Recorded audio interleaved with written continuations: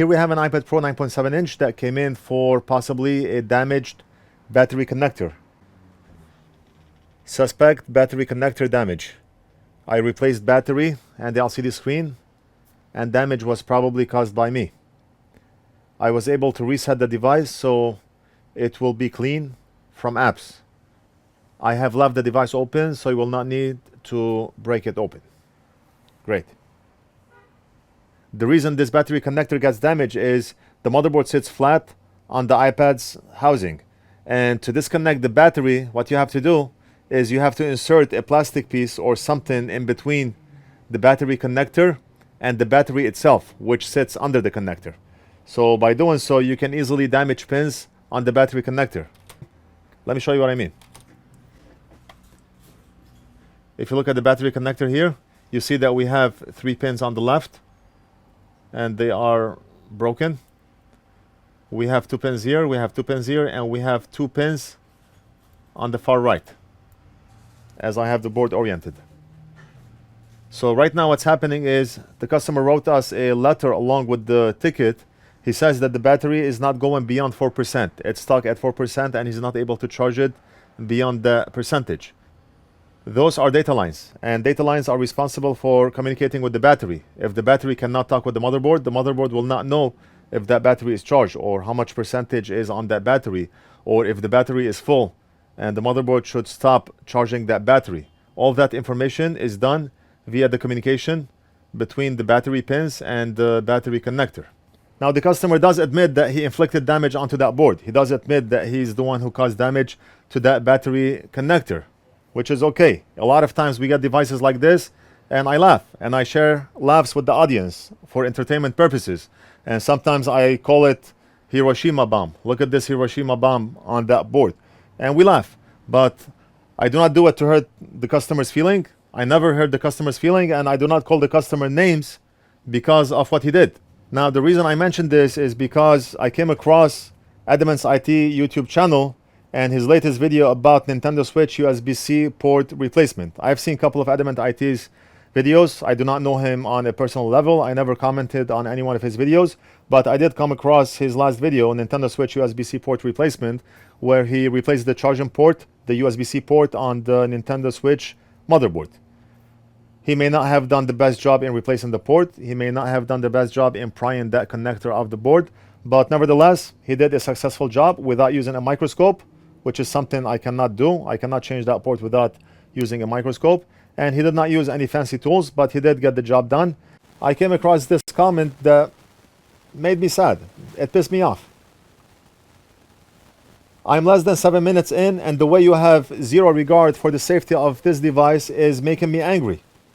I used to have the greatest respect for you. The way you yanked out the LCD ribbon, stupid at best. You will break that connector. The way you're yanking on the port, trying to remove it, pure idiotic. YouTuber to YouTuber, technician to technician, you need more practice before you work on customer stuff. Had to be said. That's the stupidest comment I've ever read. That's a stupid comment. He called him stupid. He called him idiot. I mean, why? Why?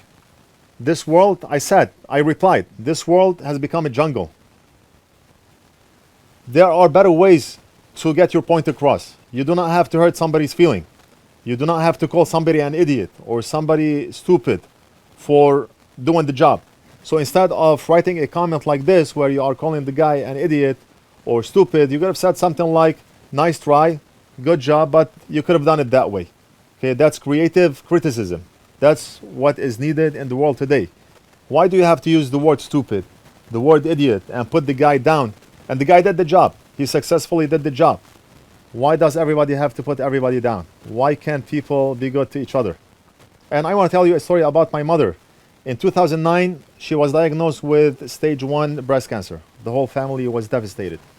We spoke with every doctor in Los Angeles. We went online researching stage 1 breast cancer. We did not know anything about cancer or about stage 1 cancer, what it could lead to. Anyway, my mother went through surgery where they took off the 1 centimeter cancer that she had in her breast. She went through chemotherapy, she went through radiation, and thankfully after all the procedures, she was cancer-free. 100% cancer-free. Doctor told her that stage 1 cancer is treatable and it did not spread to the lymph nodes, which is good. So it was contained in that one area of the breast. They took it out, and chemotherapy will help remove any leftover cells. Radiation will help burn that spot that had the cancer. She did all that and she was cancer free. It's been 12 years now and she's still, thankfully, thank God, she's still cancer free. So after 3 years of being cancer free, she goes to the doctor for her routine checkup, marker checkup, and all of that stuff. And her doctor tells her everything is good, the numbers look good, but you have to keep in mind, if cancer came back, you have 0% chance of surviving. Why would you tell your patient who is cancer free, who has been cancer free for 3 years, if cancer came back, you have 0% chance of surviving? What good will those words do her? She's been 12 years cancer free right now, and she still remembers those words. If cancer came back, I have 0% chance of surviving. How does the doctor know that she will have 0% chance of surviving? Why did you have to tell your patient who is cancer free that if cancer came back, you do not have a chance? Why? Why? Up till now, she worries about those words. She have those words on back of her head. Every time she feels something in her body, she thinks, the doctor told me if cancer came back, I have 0% chance. Why? Why would a doctor tell his patient that? So how does that relate to what I'm talking about in the comments here? It does relate. The person fixed the switch and it's charging now. It came to him, it was not charging. Regardless on how he treated the switch, regardless on what he did, the switch is working. So creative criticism would have been a lot better than writing a stupid comment like this. Great job, you did good, you were able to do the job without using a microscope, which is very difficult, but you could have been more careful when you were doing so and so. You could have done it that way, you could have done it this way. That will encourage the person to do a better job in the next video. I still look at a lot of my previous videos and I say to myself, I could have done it differently. I could have used this size wire instead of doing it like this. I could have soldered this first and then do this. I could have done it from back of the board. I always tell myself, I look at my videos, some videos I look at and I wish I could just remove the videos because I did a bad job. So that's how we become better. Nobody's perfect. Nobody is perfect in any way, but words can make or break the person. I mean, I just wanted to go over this quick because I hated the way the comment was written and I just had to reply, even though I never posted a single comment on Adamant's IT channel, but I had to write what I wrote. And let me know what you think. Do you think it's okay for a person to write such a comment, putting the other person down because he feels like he did not do a good job?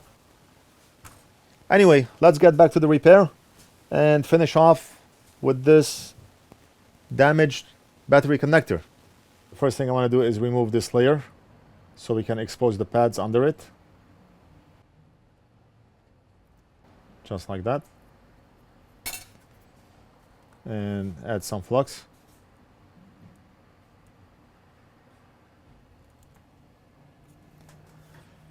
And what I'm going to do is add low melt solder so we can easily break that connector off the board.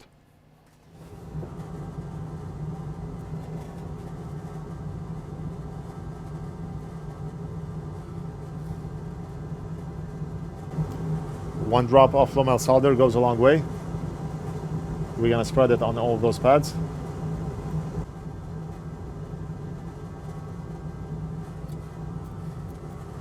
Okay, so all we have to do now is just use a little bit of hot air and we should be able to knock this connector down.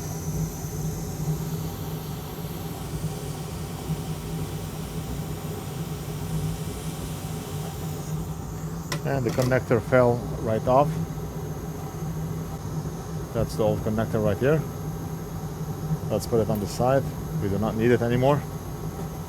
And we're gonna clean the holes here.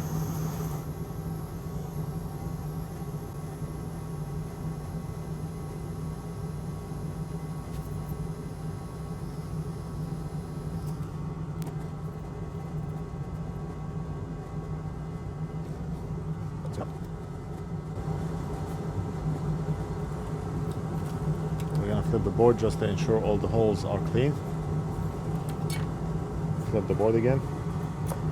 And now we're gonna get our new battery connector. And that's our new battery connector. See how the pins should look like. So we're gonna place the battery connector right over here. And now I'm gonna lay the board flat down on the bench with the battery connector held by the bench so it doesn't fall down. And we're gonna start soldering. So I have the board flat down on the bench with the battery connector already inserted inside the holes. You see all the pins are visible. 1, 2, 3, 4, 5, 6, 7, 8, 9. All right. So let's start with soldering this one here. And then this one. And this one.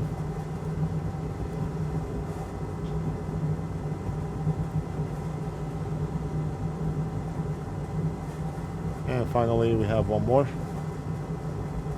which is this one over here. Maybe we can get rid of the glare so you can see how the job came out. Nice, round and shiny. Look at this. Better than factory. So that's what we did right here.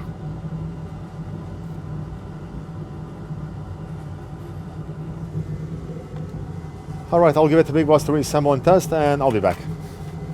Right, so Big Boss reassembled the motherboard. We still have the clamps on. I'm gonna keep it on until the glue heals. And right now we're gonna go ahead and test if it charges. Before, the customer said in a note that he wrote that the battery would not charge above 4%. So let's go ahead and try it. Plug the cable.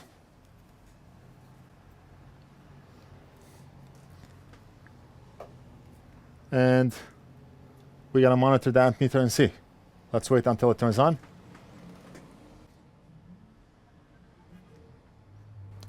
Okay, and the tablet is currently charging at 0.94 amps, which is perfect. 0.94 amps. Okay, so look at this. The battery is currently charged at 28%. So the motherboard is able to read from the battery now, and it's reading 28% rather than being stuck at 4%. So the job is done. We're gonna invoice and mail this back to the customer. I hope you enjoyed the video. Don't forget to like and subscribe, leave a comment if you have any questions, and we'll do something else in the next video.